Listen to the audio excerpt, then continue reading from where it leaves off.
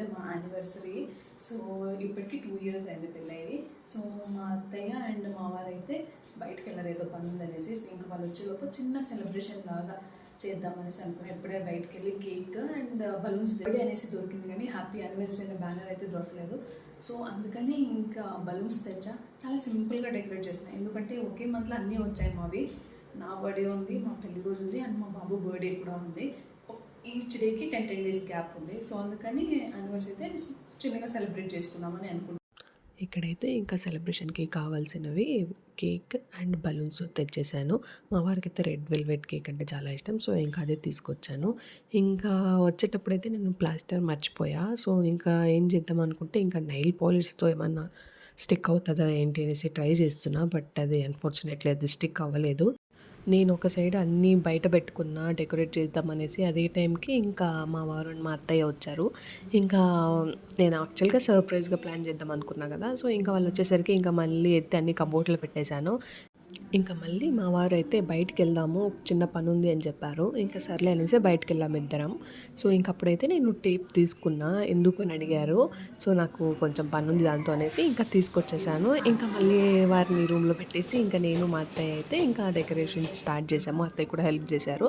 So ఇంకేదో చిన్నగా celebrate చేసుకున్నాము. ఆల్రెడీ చెప్పాను కదా ఒకే మంత్లో 3 ఉన్నాయనేసి.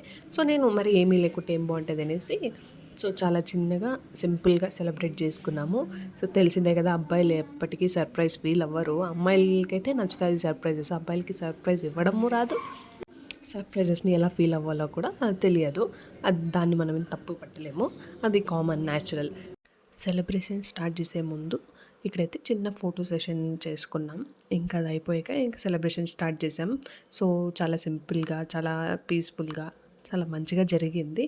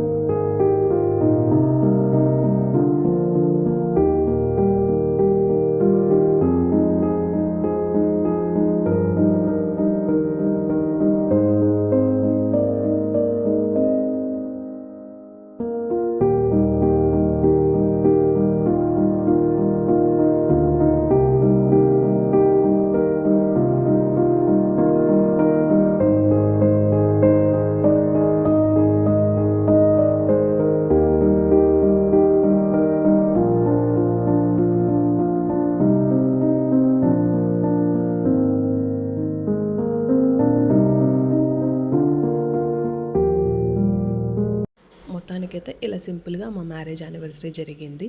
సో వీడియో నచ్చితే లైక్, షేర్ అండ్ కమెంట్ చేయండి. అలాగే ఛానల్ని సబ్స్క్రైబ్ చేసుకోండి. Thanks for watching. Will meet you in the next video. Bye guys.